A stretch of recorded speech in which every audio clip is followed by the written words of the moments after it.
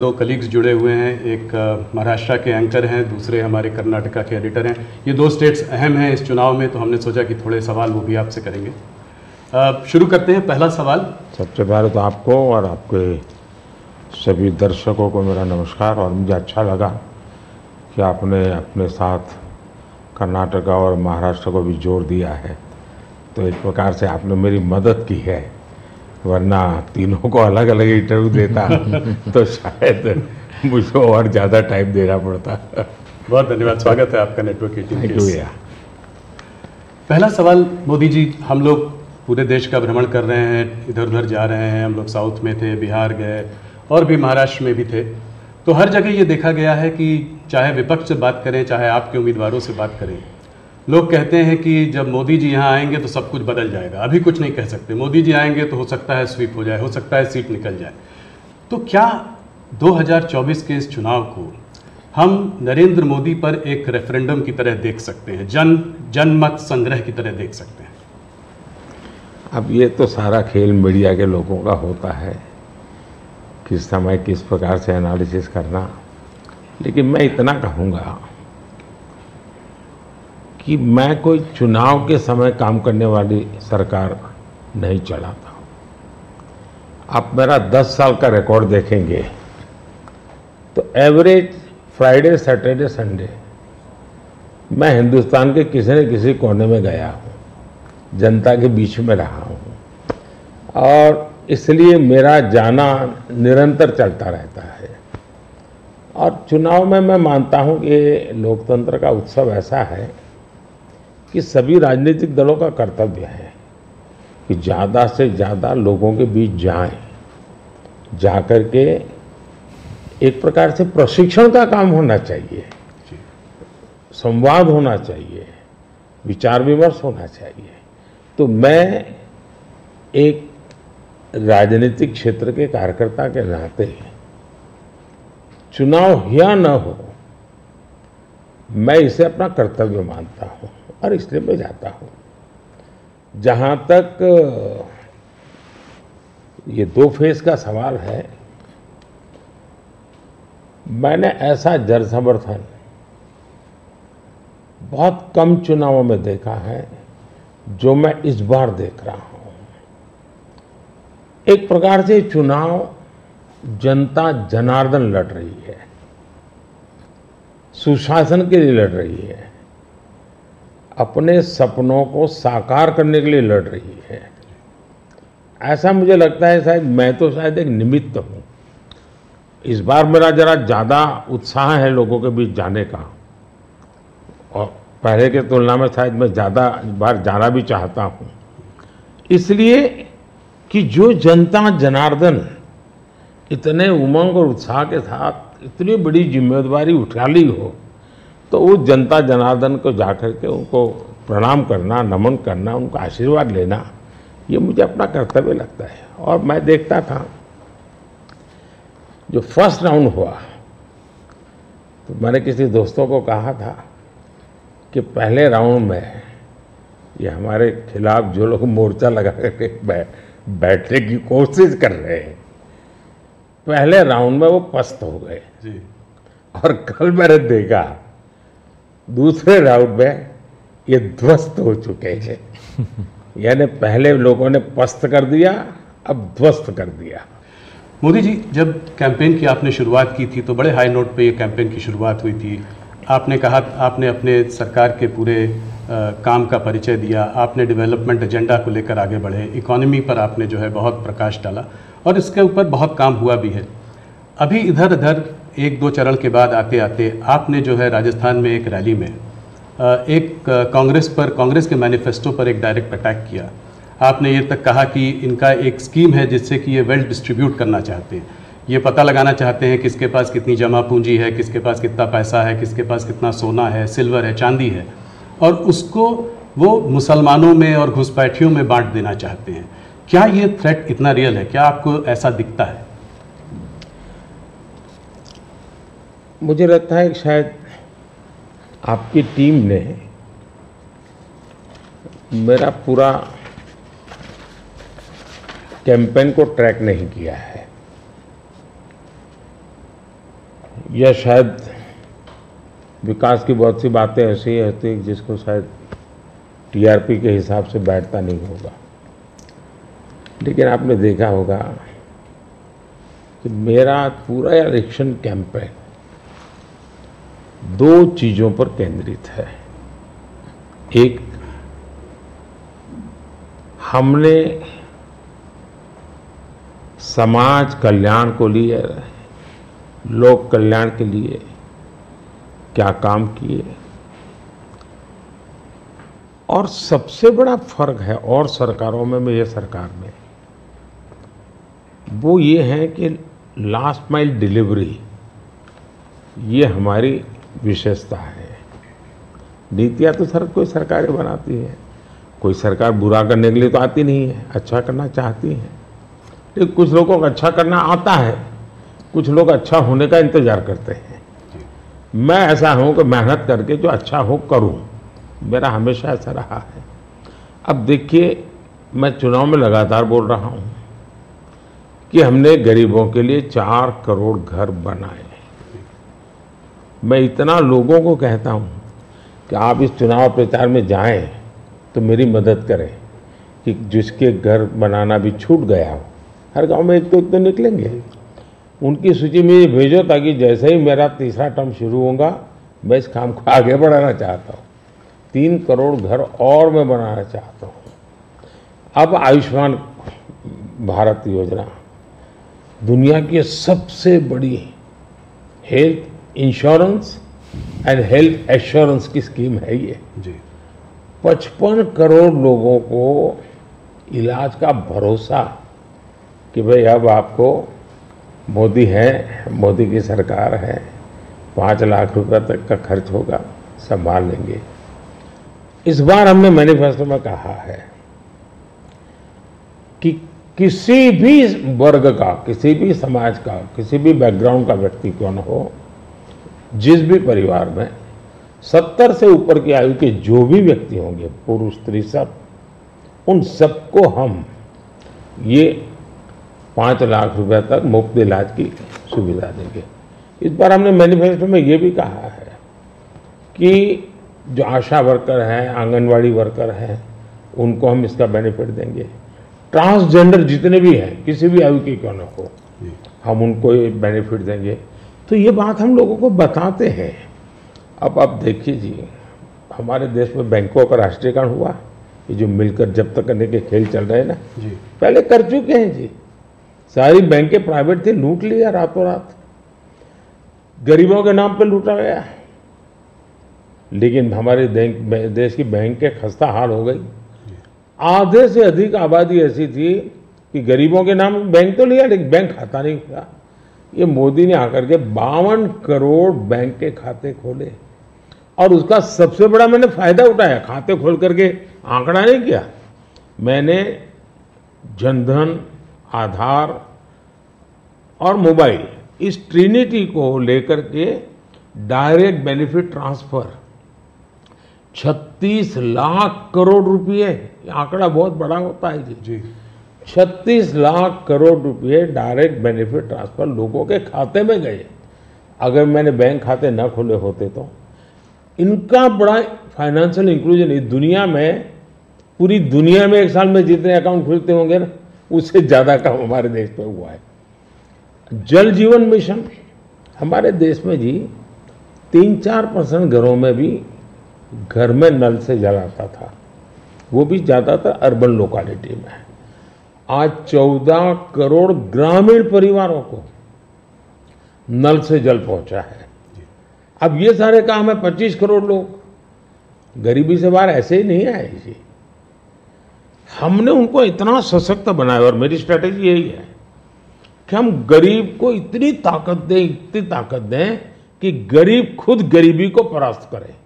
और जब गरीब अपने मेहनत से गरीबी को परास्त करता है ना, उसके बाद उसको गरीबी में वापस नहीं जाना, ये संकल्प बन जाता है और वो देश की शक्ति बन जाता है। आज हमें फायदा है, 25 करोड़ लोग गरीबी से बाहर आए, बहुत बड़ा अचीवमेंट है जी। दुनिया इसकी तारीफ कर रही है जी। 98 में अटल जी की सरकार है, 98 से 2004 अटल जी के अपने कार्यकाल में ये 30% को 35% ले गए। अच्छा प्रोग्रेस हुआ। लेकिन दुर्भाग्य देखिए जी, 2004 में ये सब खिचड़ी कंपनी आ गई और ये खिचड़ी कंपनी ने अटल जी की मेहनत जो थी उस पर पानी फेर दिया। 35% को 30 पर ले आ गए वो लोग। यानी इन सारी कंट्रीज ने भारत से ज्यादा अच्छा परफॉर्म किया और हमने बुरा किया। यूपीए की सरकार में भारत डेवलपिंग वर्ल्ड की अपेक्षा और गरीब हो गया। हमसे गरीब थे, वो भी हमसे आगे निकल गए।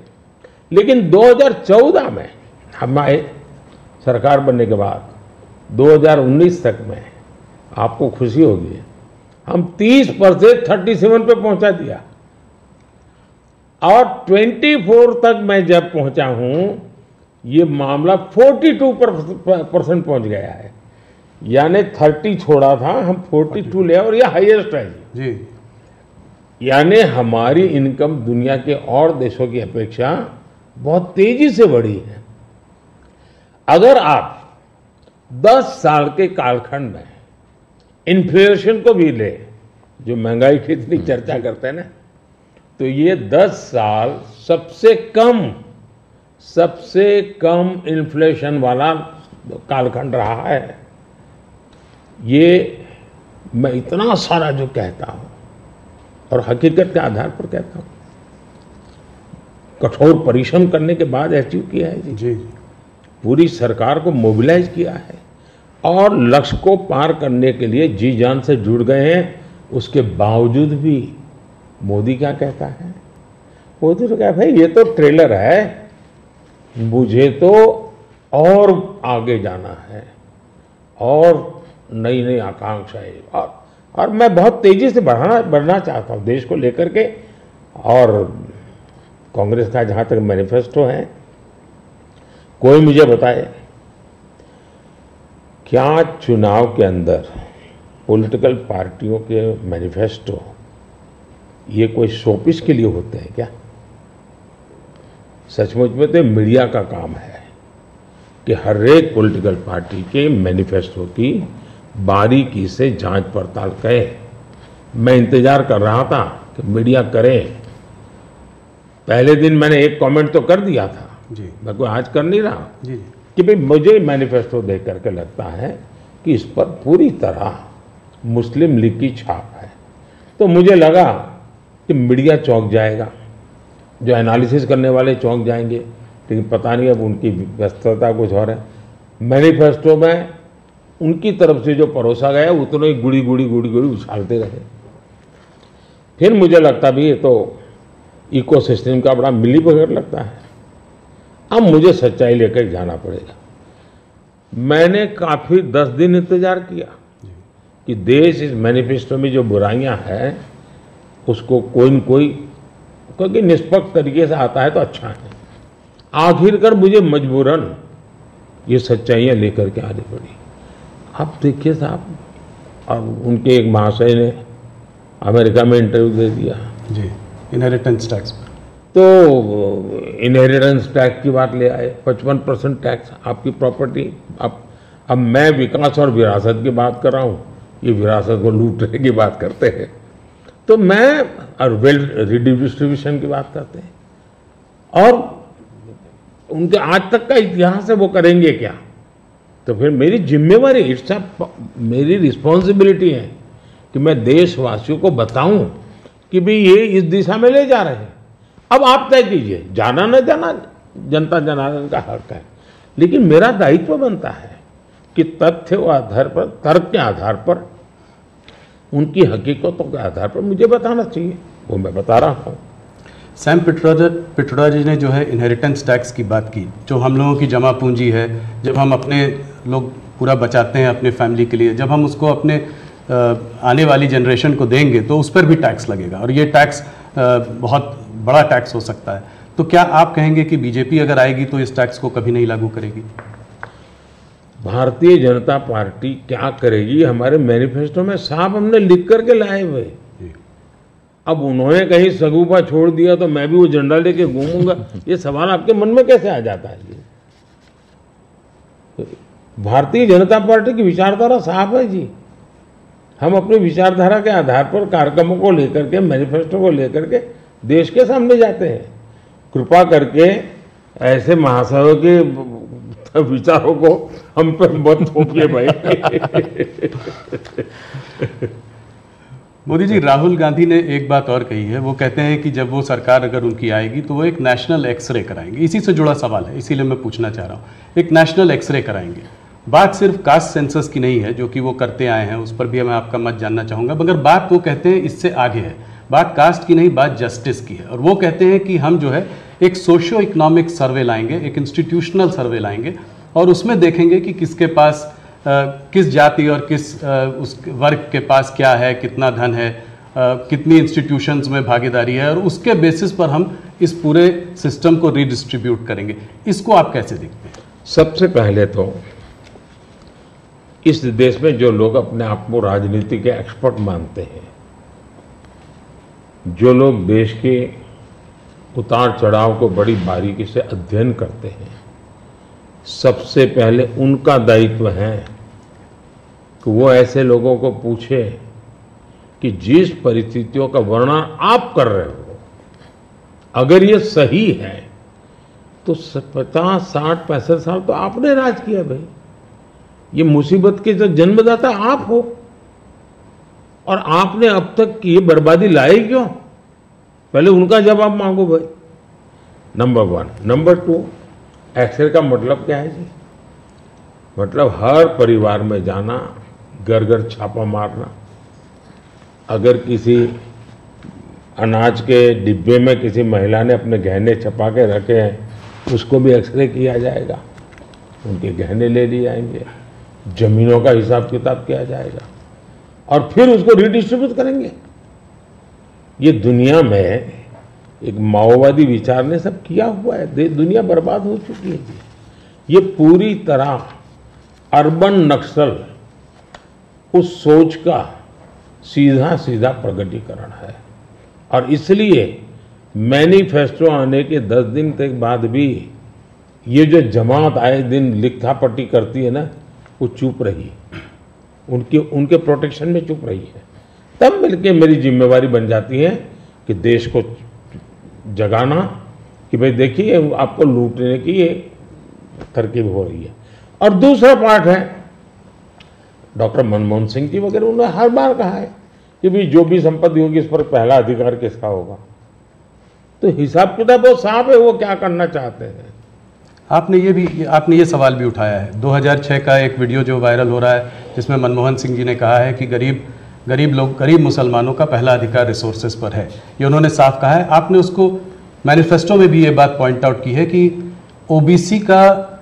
ओबीसी रिजर्वेशन का जो है पार्ट लेकर वो मुसलमानों को दे देना चाहेंगे, और 2004 से 2014 के बीच में उन्होंने 4-5 बार ऐसा करने की कोशिश की भी है। अरे भाई, ये तो बड़ा इंटरेस्टिंग सवाल आपने पूछा है।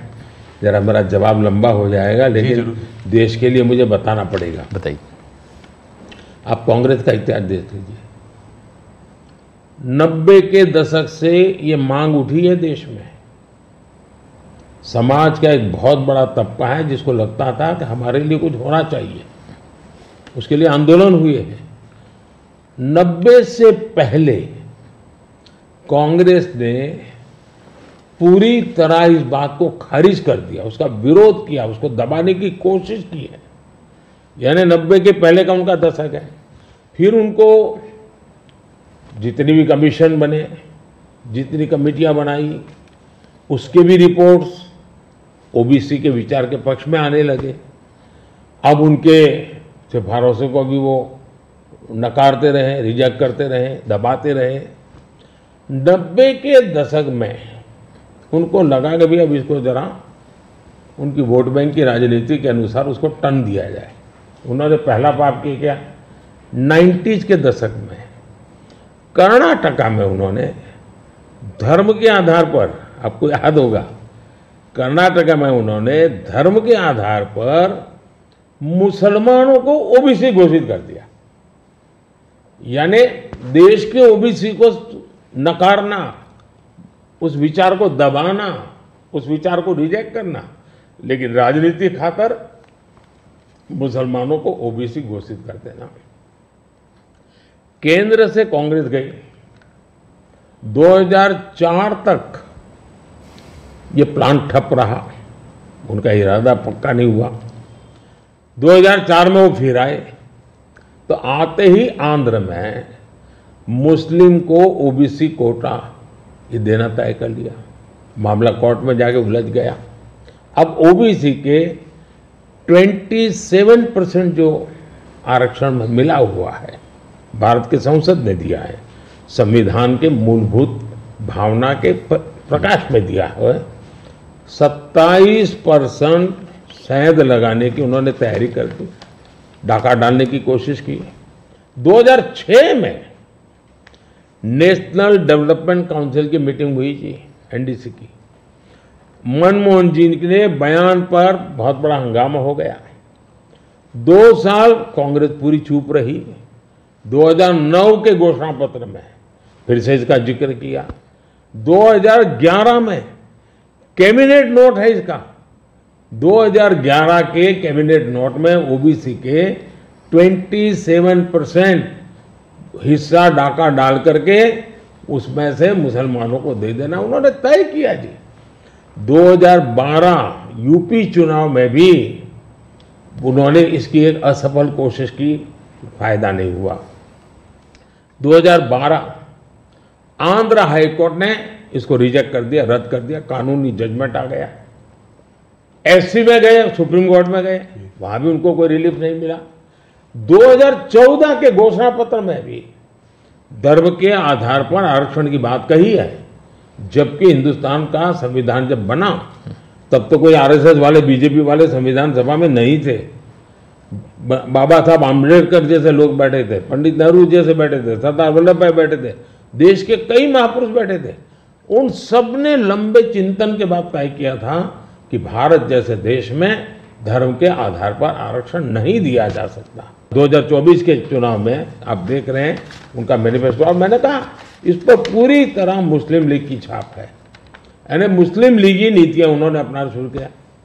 अब ये जो उन्होंने स्थितियां बनाई हैं, मुझे बताइए कि देश के लोगों को ये जिस प्रकार से संविधान की धज्जियां उड़ा रहे हैं, जिस प्रकार से लोग बाबा साहब आम्बेडकर को अपमानित करते हैं,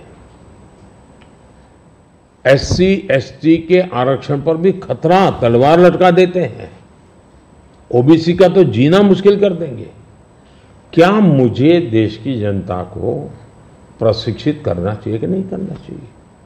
मैं सभी जो भी विद्वान लोग हैं, जो कलम के धनी हैं, जो निष्पक्ष हैं, उनका ये दायित्व बनता है कि ऐसे समय देश को वो एजुकेट करें, सही चीजें बताएं। कांग्रेस का कहना है कि उन्होंने ऐसा स्पेसिफिकली नहीं बोला है, जो कि उन्होंने मैनिफेस्टो में बोला है, उसमें लिखा है कि इनकरेज और असिस्ट करेंगे स्टूडेंट्स को बिलोंगिंग टू द माइनॉरिटीज़। उन्होंने ये कहा है कि will ensure minorities receive there fair share of opportunities, ये बोला है। तो इसको आप कैसे पढ़ते हैं, मतलब इनके मैनिफेस्टो को? मुझे पकड़ने की जरूरत नहीं, मैंने 1990 से आपको हिसाब दिया है जी। 1990 का हिसाब देखोगे, उसके बाद आप क्या कहोगे मुझे? अब मुझे उसमें एनालिसिस करने की जरूरत ही नहीं पड़ती जी। आपको 1990 से लेकर के डॉक्टर मनमोहन सिंह जी के 2009 के बयान तक और सारी चीजों को एक टेबल पर लेकर के देखोगे तो आप बिल्कुल इसमें से क्या निकालोगे भाई? मैं नहीं निकाल रहा हूं जी, हर एक को यही निकालना पड़ेगा भी, हाँ मतलब कि एक करके यहां जाएंगे वो। और ये जो भागीदारी की बात करते हैं इंस्टीट्यूशंस में कि जजेस ओबीसी नहीं है, मीडिया में ओबीसी का रिप्रेजेंटेशन कम है, इसको आप कैसे देखते हैं?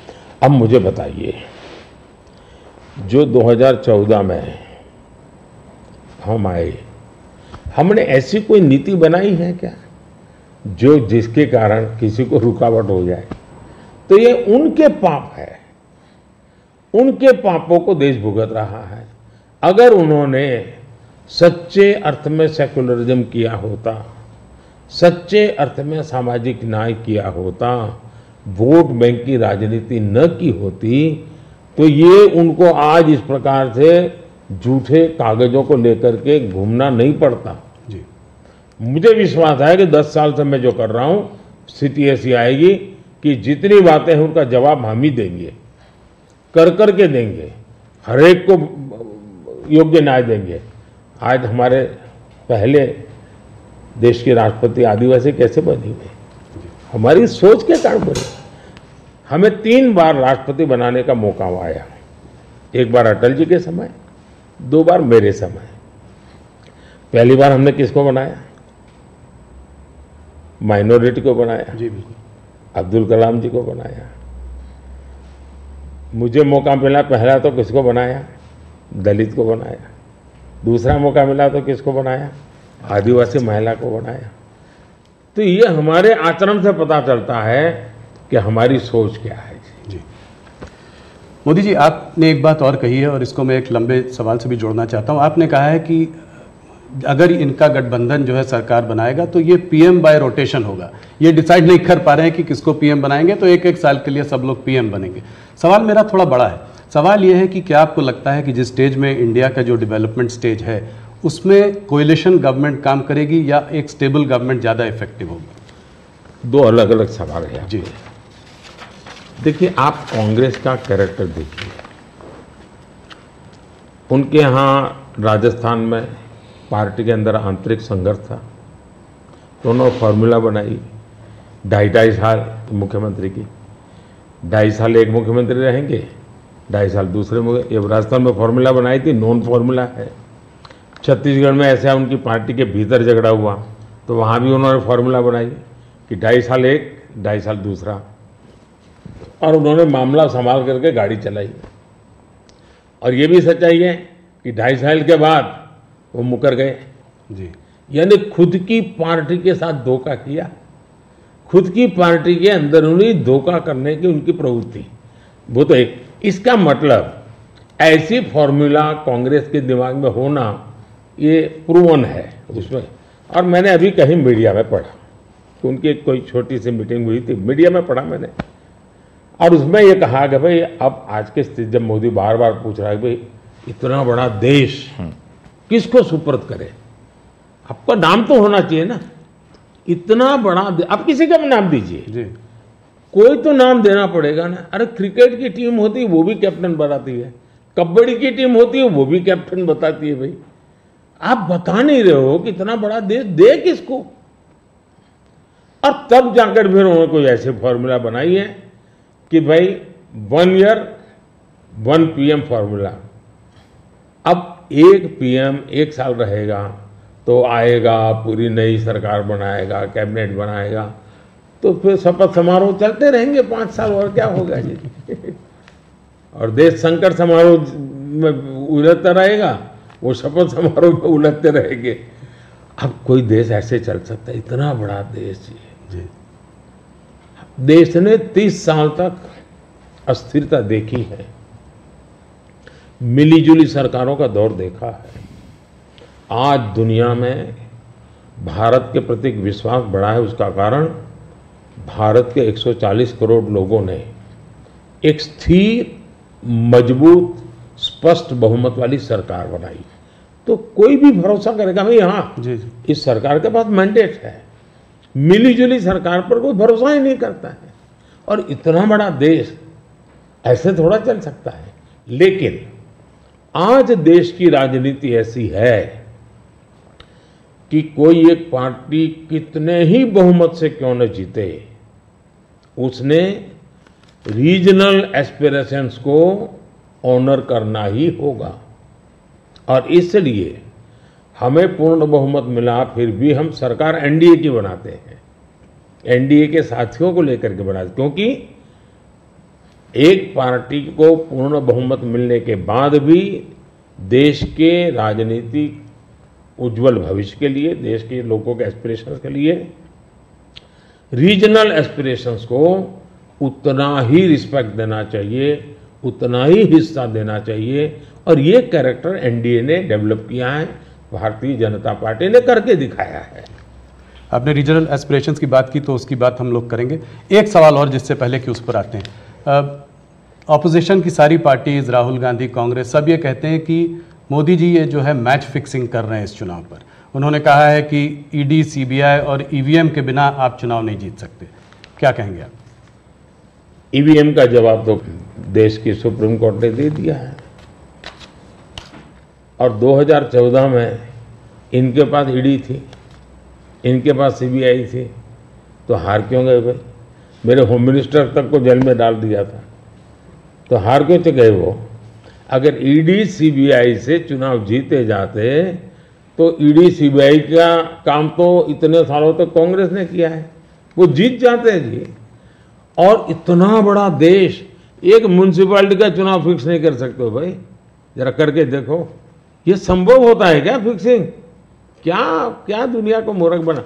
लेकिन दुख इस बात का है कि ऐसी बातें करने वालों को आप मीडिया के लोग उनको पूछने के बजाय हमको पूछते हो। मोदी जी थोड़ा सा लेकिन इसमें एक बात चौकस है जी, मैं मानता हूं पिछले कई दिनों से इंडिया अलायंस के लोग इतने निराश हो चुके, इतने निराश हो चुके हैं कि अभी उनको बहाने ढूंढना बहुत जरूरी बन गया है, क्योंकि पराजय के बाद भी लोगों के सामने जाने के लिए उनको इसलिए मैं समझता हूं शायद वो अभी से ये सारे तर्क ढूंढ रहे हैं कि पराजय के तर्क क्या होंगे, शायद उसी की उनकी इंटरनल एक्सरसाइज है। मोदी जी थोड़ी सी बात उत्तर प्रदेश की करते हैं। सबसे बड़ा प्रदेश है, 80 सीटें वहाँ से आ रही हैं। क्या इस बार आप लोग 2014 का रिकॉर्ड तोड़ पाएंगे? 71 सीट लाई थी बीजेपी, 73 एनडीए।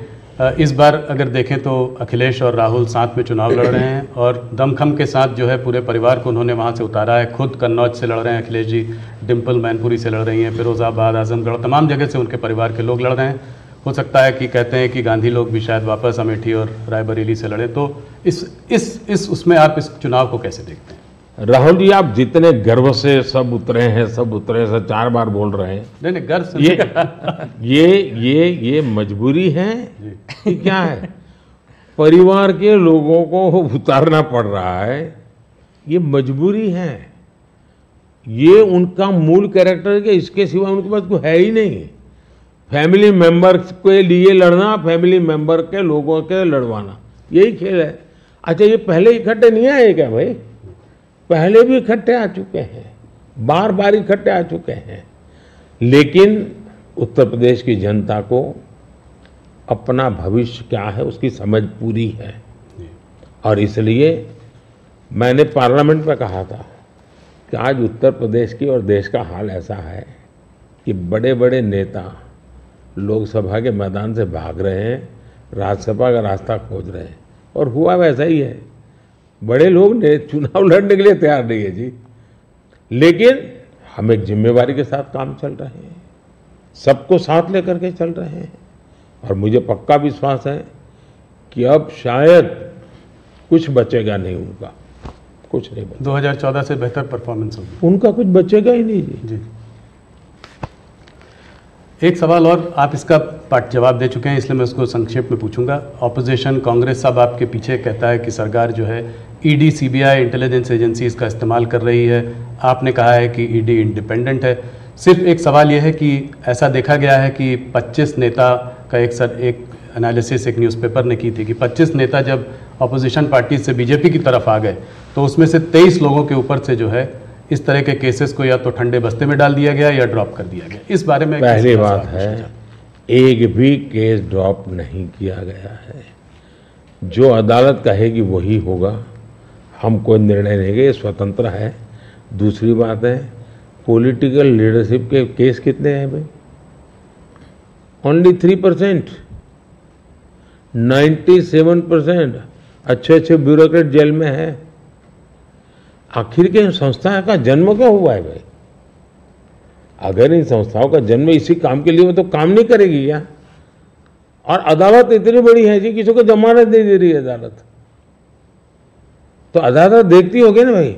और भ्रष्टाचार के मामले में हम कम से कम उसको लाइट न ले जी। सचमुच में देश में चर्चा होनी चाहिए कि पहला एक जमाना ऐसा था आपको आरोप लगता था ना तो भी हल जाते थे। आज गुनाह सिद्ध हो चुका है, सजा हो चुकी है, फिर भी आप हाथ ऊंचा कर कर करके फोटो निकलवा रहे हो। आप भ्रष्टाचार का महिमा मंडन कर रहे हो। इस देश में ये आलोचना का विषय होना चाहिए। भ्रष्टाचार को न्यू नॉर्मल के रूप में ट्रीट नहीं करना चाहिए, वरना इस देश का बहुत नुकसान होगा जी। ये सवाल बीजेपी और अदर्स का वाला नहीं है, देश के लिए ठीक नहीं है कि आप इसको न्यू नॉर्मल बना दें। और मैं देख रहा हूँ धीरे धीरे धीरे ऐसा वातावरण बनाया जा रहा है, हाँ ठीक है यार वो तो चलता रहता है। यही तो देश, गरीब आदमी मर रहा है जी। हमने कैसे भी करके इससे देश को मुक्त करना चाहिए, रिजॉल्व होना चाहिए कंट्री का, वो नहीं हो रहा है जी।